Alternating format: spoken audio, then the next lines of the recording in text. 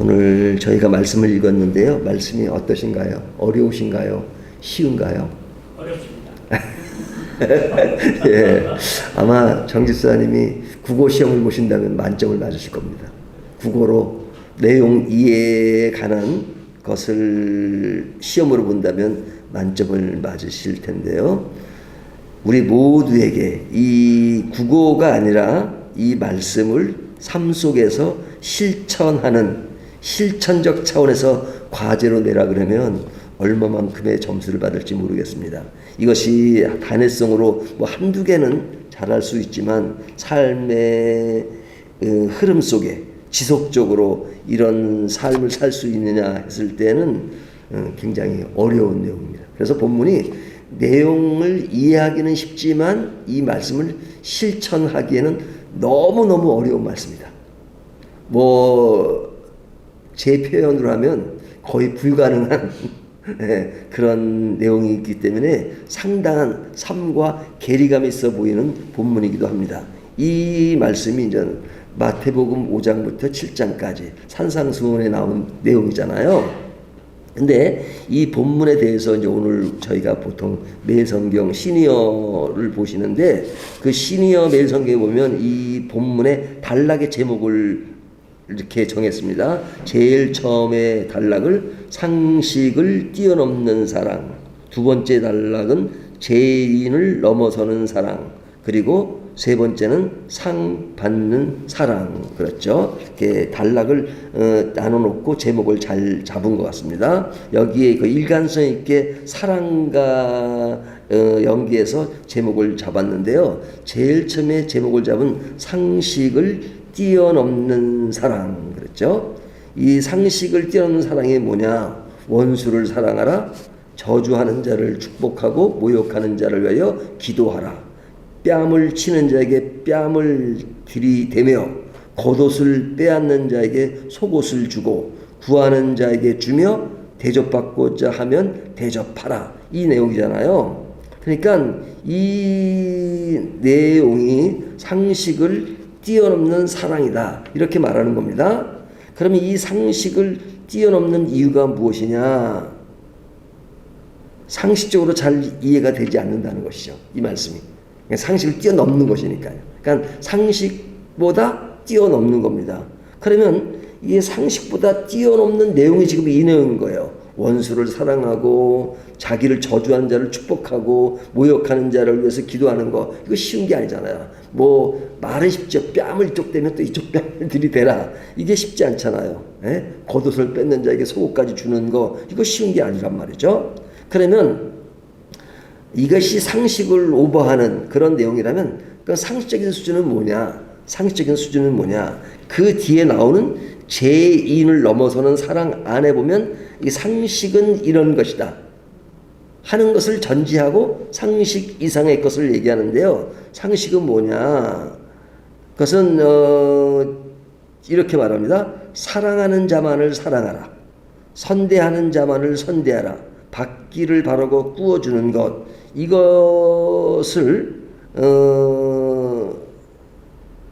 다르게 이야기하면 사랑하는 자가 아니면 사랑하지 말고, 또 선대하는 자가 아니면 선대하지 말고, 받기가 힘들다고 생각하면 꾸어지지 말라 하는 것이 일반적인 사람들의 그런 그 이상을 행하는 사람도 있지만 일반적으로 몸에 배인 그런 겁니다. 그러니까 나를 누가 끔찍하게 사랑해주면 그 사랑은 가요, 자기도. 왜? 그게 상호적이니까요. 그러니까 누가 사랑하면 사랑하는데 사랑하지 않는 사람을 사랑한다. 이거 쉬운 게 아니란 말이죠. 물론 연인 간에는 짝사랑이 있기도 하지만 그런 것이 아니고 일반적인 사람과의 관계 속 나를 이렇게 대우하지 않고 선대하지 않는데 그것을 이렇게 선대하지 않는 것, 그것은 일반적인 사람의 보편적인 그런 삶의 모습이다 이거죠.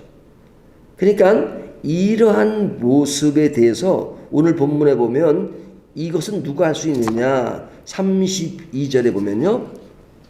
너희가 만일 너희를 사랑하는 자만을 사랑하면 칭찬받을 것이 무엇이냐? 죄인들도 그러죠.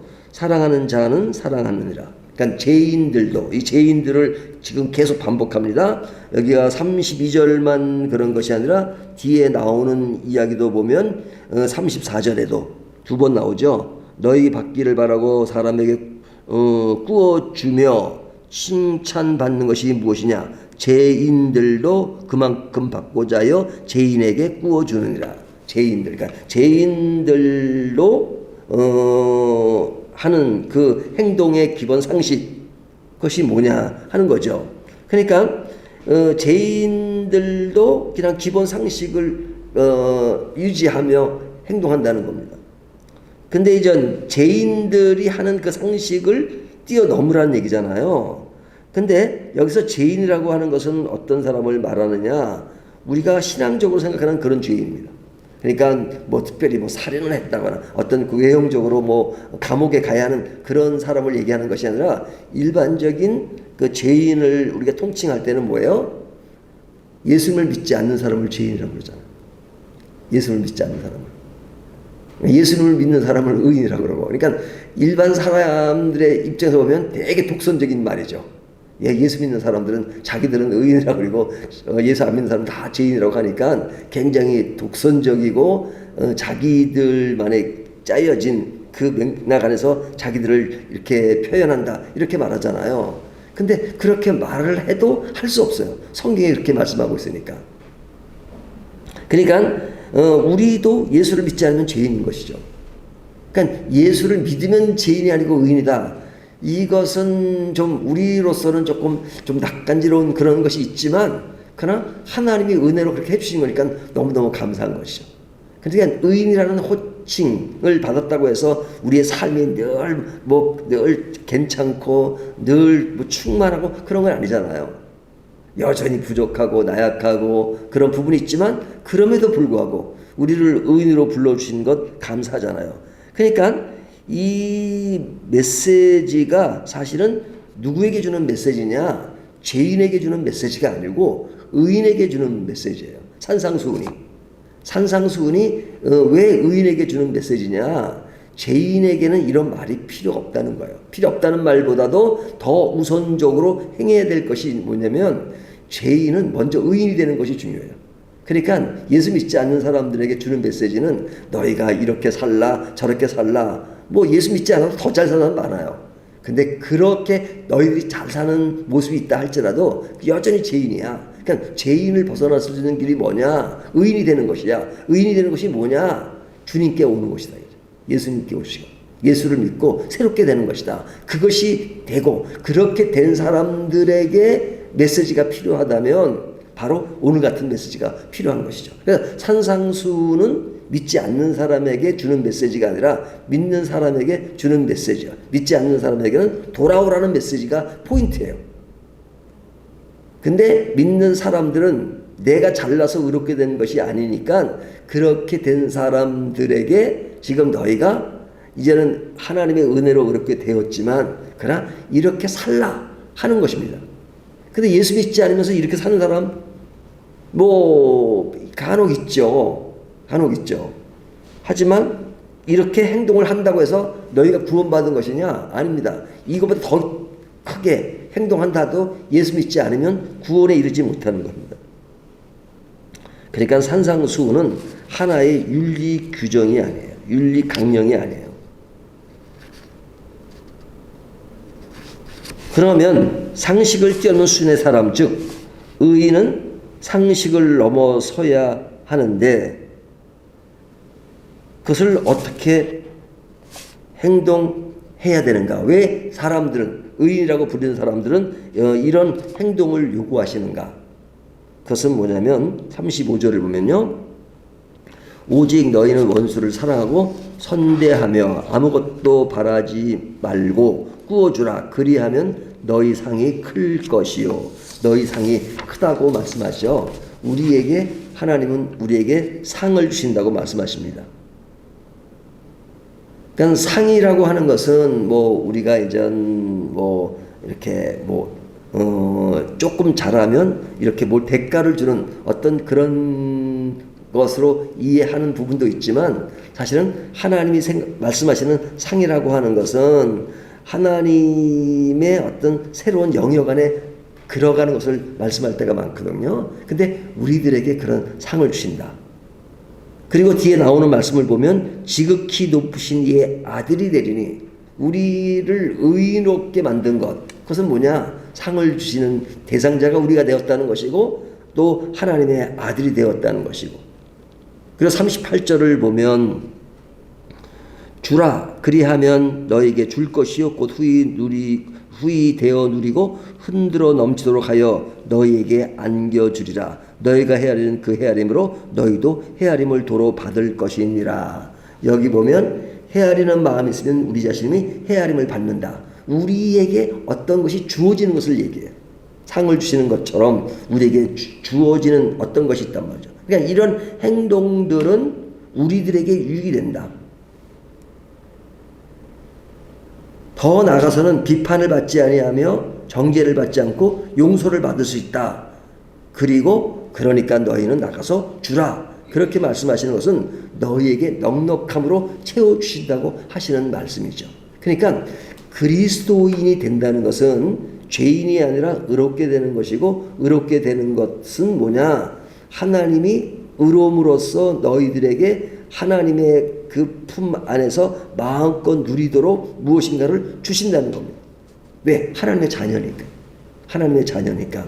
그러니까 이제 우리의 소속은 이젠 죄인이라고 하는 것은 하나님의 자녀가 아닌 것이었는데, 이제 하나님의 자녀가 되어서 하나님 안에서 누리는, 하나님 안에서 누리는 그런 모든 것들이 그 하나님 주시는 넉넉함 속에 있다는 거죠. 영적으로 보면. 그러니까 그 영적으로 하나님 안에 있는 사람의 어떤 삶의 모양새가 어때야 되느냐. 그 은혜를 줬으니까 이제 아무렇게나 산다는 것이 아니라 너희들의 그 삶의 영역은 이제는 새로운 그 영역에 들었으니까 그 사람들과 다른 상식을 뛰어넘는, 그들은 기본적인 상식을 가지고 있다면 그 상식을 뛰어넘는 행동 양식이 필요하다. 그것이 뭐냐? 상식을 뛰어넘는 사랑, 그리고 죄인을 넘어서는 사랑, 그리고 그들에게 부여된 상 받는 사람으로서의 사랑이 있다. 그래서 여기 공통적인 그 제목이 있는 사랑이잖아요. 사랑 안에 거하는 우리들이기 때문에 사랑으로서 우리의 삶의 영역을 다시 재해석한다는 것이죠. 그렇게 해야 하는 그 가능성이 뭐냐? 은혜로 새롭게 된 피조물이기 때문에.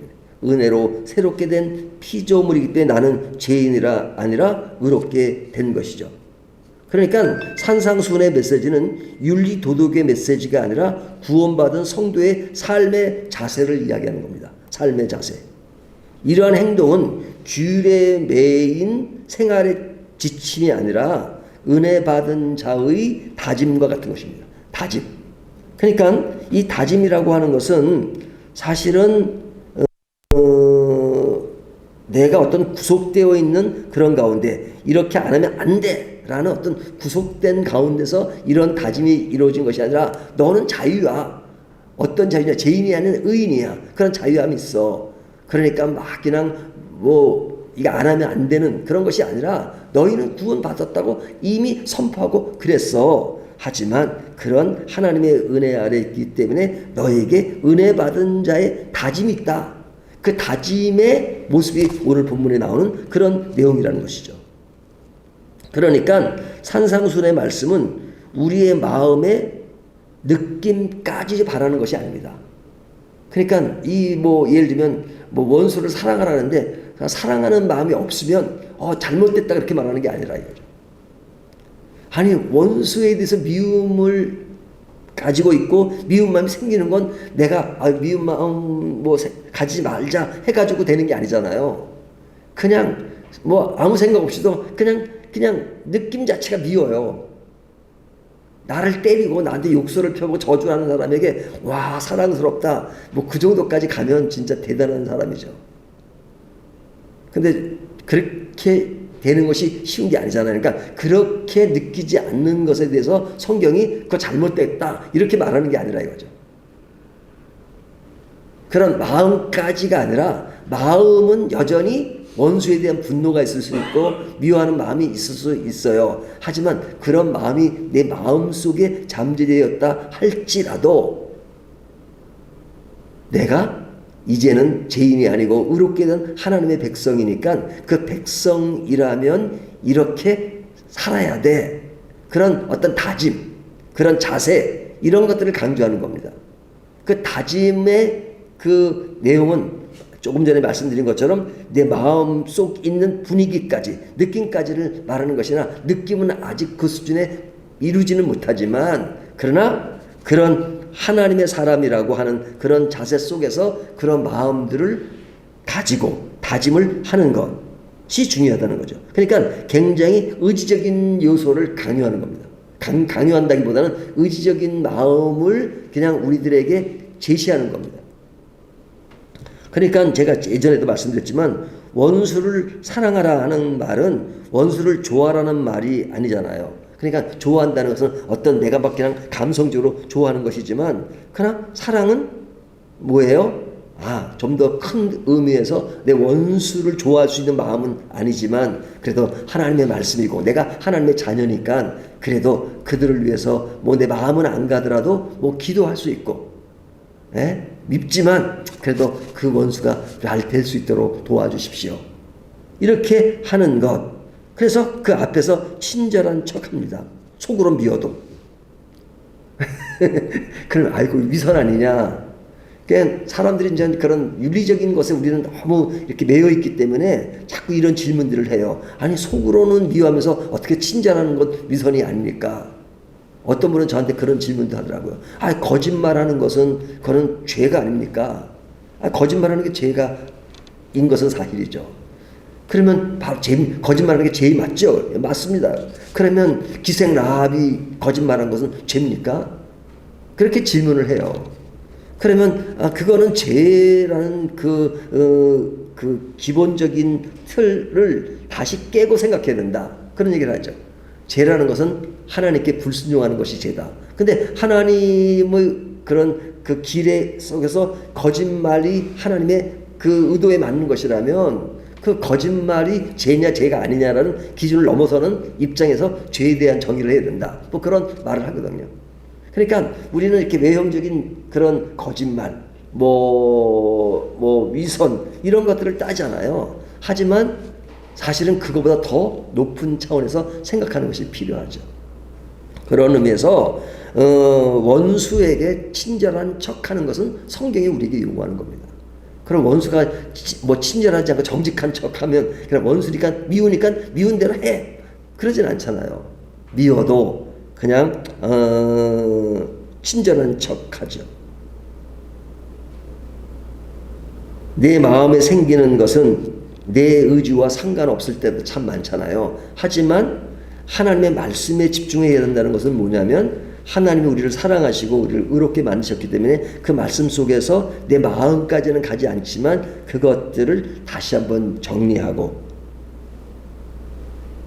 그래서 그런 것들을 자꾸만 묵상하면서 그런 것들을 이렇게 정리해가는 과정 중에 그것이 더욱더 발전하고 신앙의 그런 높이로 가면 나중에는 그 미운 마음도 사라질 수 있고 그리고 좋아질 수 있고 그런 때까지 주님은 원하시는 거죠.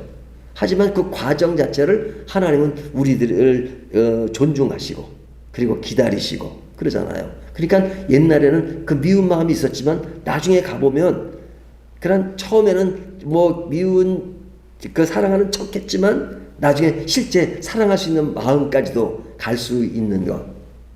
근데 그렇게 하시는 건 내 힘으로 힘들지만 성령께서 너희를 점점 그렇게 만드실 것이다.